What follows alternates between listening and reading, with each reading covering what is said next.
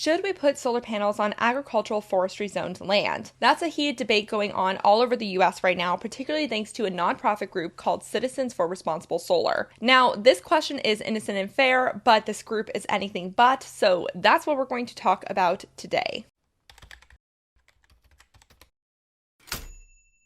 Hey y'all, it's Becky here from the Beckosphere, where we talk about all aspects of the climate crisis and the clean energy transition. If you want to stay updated on these very important issues, I highly recommend you hitting the subscribe button below and ringing the bell so you don't miss every single time I post. Welcome to the new subscribers. I know there's a few of you from the last video, and I appreciate you being here. And if you're a longtime subscriber, thank you for coming back again and again. You are what keeps me hopeful about this whole thing. So I promise that I'll get back to the weekly climate recap with the fun facts about Rue starting next week, but for now I really want to talk about the Citizens for Responsible Solar and the conversations around ground solar in general. Before we start, I want to shout out two amazing artists that recently did little portraits of me, which is just so cool. The first one is River Kai, who did this lovely piece with Rue and I. River Kai actually creates LGBTQ friendly comic books about two guys in space, so if that sounds like something that would be down your alley, definitely check them out. I will link their information down in the description below. And then the other artwork is done by an artist that goes by the name Salty Paints, and they recently were doing different portraits of different Twitch streamers while watching their streams, and so that's how they came across me. So thank you very much. I will also link their information in the description below. Thank you so much to both of you for such cool art pieces. So Citizens for Responsible Solar is a nonprofit founded in 2019 by a longtime conservative political operative named Susan Ralston. We'll talk more about Ralston in a bit. According to the website, the mission of the group is to, quote, advocate for responsible solar policies that balance the demand for renewable energy with the interests of counties and their residents. We raise awareness about what is happening in rural communities and work to save agricultural forestry zoned land from large industrial scale solar developments. It sounds at first like a noble goal, so let's first look at this concern, starting with forestry. Are industrial scale solar farms really causing deforestation? In some places, yes. For example, Dominion Energy just got a 15 megawatt solar farm approved in the Roanoke River region that involves removing 3,500 acres of forest. This floodplain they're developing on is one of the most ecologically valuable and intact forests in the mid-Atlantic, according to the Nature Conservancy. So yeah, I'm not a fan of this project. Similar projects have taken out over 1,000 acres of forest in Rhode Island and Massachusetts. Though these projects are controversial, they're not necessarily the norm, since half of ground solar is located in desert spaces. And most environmentalists and conservationists can agree that this is not how we should be building the clean energy transition. I will say that it is pretty funny that people are blocking clean energy projects that cause any deforestation while completely looking the other way at fossil fuel projects when they do it, but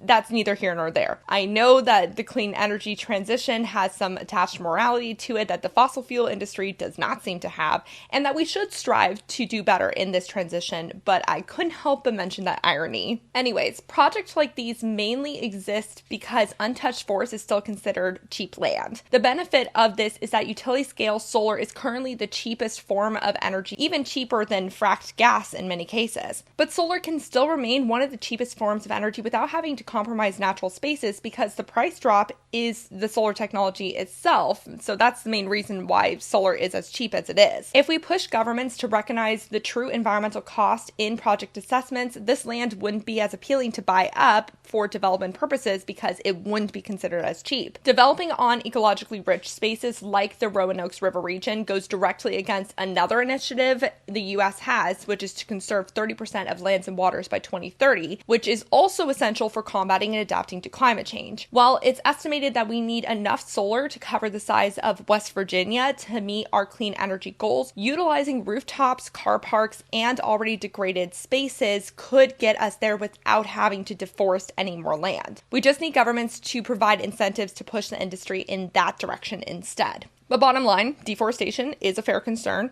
Now let's talk about agricultural land. These flat spaces are appealing because they usually are near transmission lines, making it easier to connect projects to the grid. But does this mean that solar is taking up valuable agriculture space? Well, it depends on whether or not this decision was made by farmers or bought off by utility companies. In many cases, farmers will choose to add solar to their fields to supplement income during off seasons. These panels can coexist with roaming livestock. In fact, having solar on the land can actually promote biodiversity in an area if some of the sunlight can make it through those panels. There's also a concept called agrivoltaics, where solar panels can help shade crops that don't like direct sunlight. This actually increases the efficiency of the panels too, which absorb more of the sun's energy when they're cooler. So the plants underneath actually cool the panels through transpiration processes. All this is to say, solar panels and agricultural land doesn't have to be an either-or situation, and the only reason it is again utility companies and municipalities trying to find the cheapest and easiest way to install solar energy,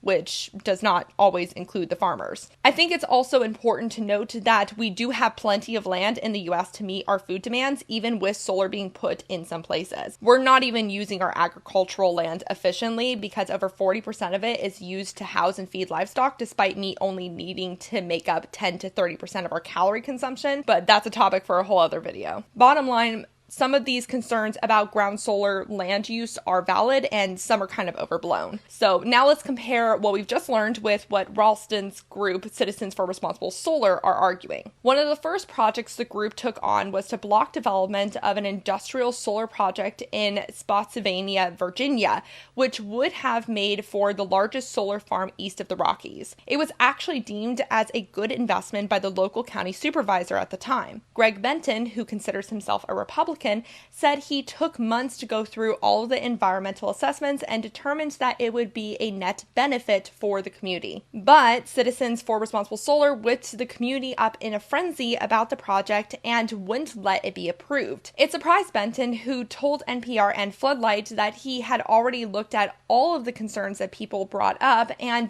debunked them, but they just kept coming in regardless. Quote, I think initially they were concerned about it and they had some legitimate concerns. I think it was from bad information, just information that was not true, not factually based. Turns out spreading misinformation about solar technology is a key tenet to the group. While the Citizens for Responsible Solar site underscores a lot of legitimate concerns involving deforestation, it conflates land dedicated to forests and land dedicated to agriculture as having the same level of impact. And they can have an overlap and they're kind of in the same category of land designation, but it doesn't mean that every single space in that category should not have solar on it. The group has actually kept farmers from putting solar on their own land to help supplement their income and consider that a success story on their website. And then there's the 5 things you need to know about solar, which takes it a step further to make common claims to refute, frankly, any solar installation regardless of location. Now, this video was not going to be a whole debunking solar misinformation video, but I want to give you a little taste of what we're working with here. The first claim ignores the environmental impact of the alternative, fossil fuels. It also suggests that solar cells leak chemicals into the waterways. This is a compilation video from their website of protesters of a solar project in Culpeper, Virginia, which was actually the first project that the group took on. Duck Run that feed into the Rapidan River and the Chesapeake Bay watershed could negatively impact resident groundwater and the environment. Part of the watershed, this is also designated as wetland. The runoffs were all on well water. Are those runoffs going to affect our water? To be clear, it's not that solar panels don't leak chemicals, because they do, but it's when they're in landfill after use. And these solar panels can last around 25 to 30 years. So again, it's more of a conversation having to do with the recycling industry more than it's an argument against using the solar panels at all. The second claim is propped up by disdain for big corporations greenwashing themselves, which frankly has nothing to do with the tax credit itself. Also, 2 of the 3 sources the group uses to dismiss the production tax credit as expensive and unnecessary are either directly or indirectly funded by the fossil fuel industry. It also ignores that U.S. taxpayers give at least $20 billion to fossil fuel companies annually and have done so for way longer than they have supported clean energy. The third claim is an argument for building a recycling industry, not an argument against solar technology. also e-tech waste is a problem with all technology, not just solar. And it's another example of ignoring the environmental impact of the alternative, which is fossil fuels. The fourth claim ignores energy storage as a concept and how U.S. energy sources are still too mixed for inconsistency to really be a concern at this point anyways. And the fifth claim ignores how every stage of fossil fuel production, transportation, and use results in way more emissions than solar, so switching to solar is overwhelmingly a net reduction in carbon emissions. Perfection is the death of progress. There's also a sixth argument that they like to use that was not on this page, which is property value. Now, I've looked at the studies into property value, and studies on whether nearby solar farms hurt neighbors' property values shows mixed results, from increasing property values due to supporting clean energy to reducing property values if the solar installation reduces how much greenery is around. It seems to be a case-by-case basis, but because it's so mixed, it shouldn't be an argument against solar installations altogether. Or for. It just shouldn't be an argument. Citizens for Responsible Solar makes it out to be a net negative completely, which is just misinformation. And a little ironic because they claim that any study funded by the solar industry only shows a net positive, even though then they support sources funded by the fossil fuel industry. So, cool. The site is full of articles that are actually trustworthy sources talking about legitimate problems with the solar industry. I coincidentally used one of the opinion pieces in the research of this video, but they use these articles to make it seem like because there's these problems, the technology shouldn't be used at all, which misses the nuance that I'm sure most of these articles present, including the fact that despite these flaws, we still should move towards making solar a much bigger piece of our energy portfolio in general. So it's seems like overall Citizens for Responsible Solar has an agenda beyond helping concerned citizens advocate against deforestation in the name of solar, and that's because it does. This is where we go back to Ralston and her background. So Ralston has been in the political game for decades. She worked as a special assistant for George W. Bush until she resigned following an investigation that uncovered messages she sent from a disgraced former lobbyist, Jack Ambernoff, to her boss at the time, Karl Rove. The investigation didn't accuse her of any wrongdoing, but helping lobbyists negotiate with White House staff members is not usually considered the most ethical of things. She then started her own consulting firm, SBR Enterprises LLC, which received $300,000 from the Paul E. Singer Foundation between 2018 and 2020, and that foundation's president and namesake, Paul Singer, is a chairman of the Manhattan Institute, which is where most climate skeptics you see on the Daily Wire and PragerU come from. He's also provided money to Bjorn Lomborg's think tank, the Copenhagen Consensus, which espouses that climate change is actually a good thing for humanity. Yay!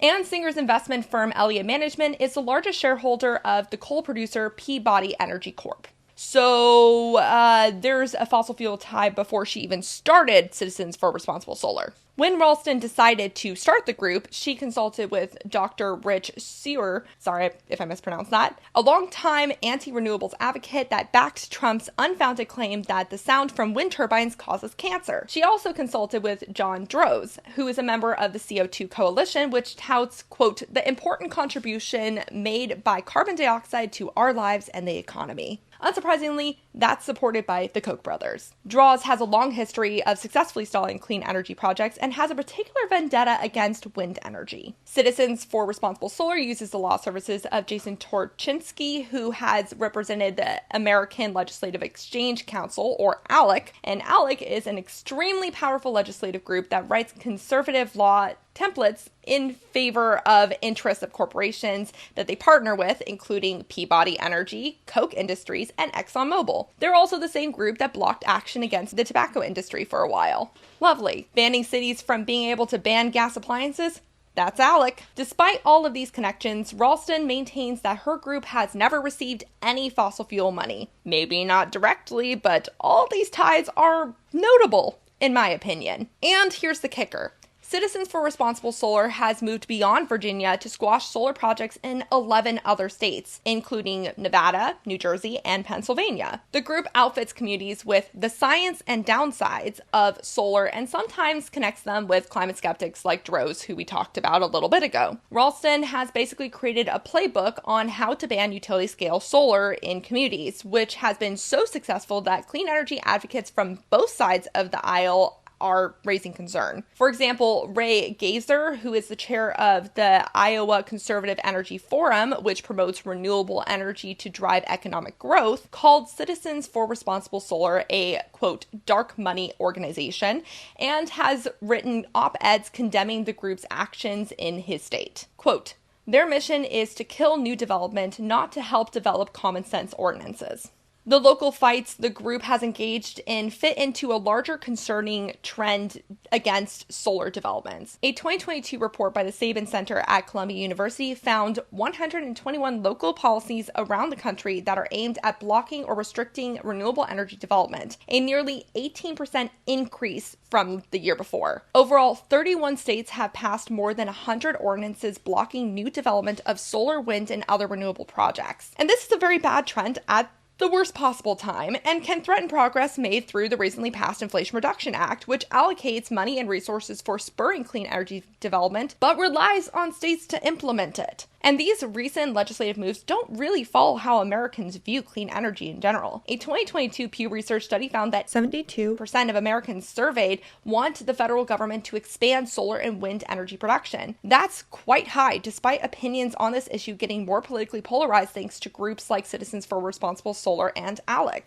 To sum up my thoughts on this, I don't think that we should prioritize building solar farms over protecting wild spaces. And I don't think that's a really controversial take. And if that's all that Citizens for Responsible Solar was fighting for, then I would have supported this group. But using residents' legitimate concerns to wage all-out war on any ground solar installations and using misinformation to spread fear is regressive. The group uses misinformation to convince citizens to go against their best interests and promotes community infighting. Solar is the cheapest energy source out there, and if farmers want to supplement their income by adding panels to their land, they absolutely should have the right to do so. After all, solar panels don't hurt a community's air and water quality like fossil fuel operations do. So those are my thoughts. What are yours on where solar should go in general and what Citizens for Responsible Solar are doing? Have you had any personal interactions with the group? Let me know all of your thoughts down in the comment section below. Until next time, remember to talk about the climate crisis every single day and to support your local news organizations. Thank you so much to the people on Patreon who help support me and my fur baby Rue. A special shout out to the climate confident and courageous David H., Norman Anal, Greg H., Paul B., Phil Plasma, Dan Morton, Nate, Specker, Bree C., climate teacher John J., Deanne, Steve, Kevin Morton, and SKP Joe Korsgold. I greatly appreciate your support of $5 or more. If you would like to support the Beccasphere, please check out the Patreon and Buy Me a Coffee links in the description below for reoccurring or one-time payments. Bye for now.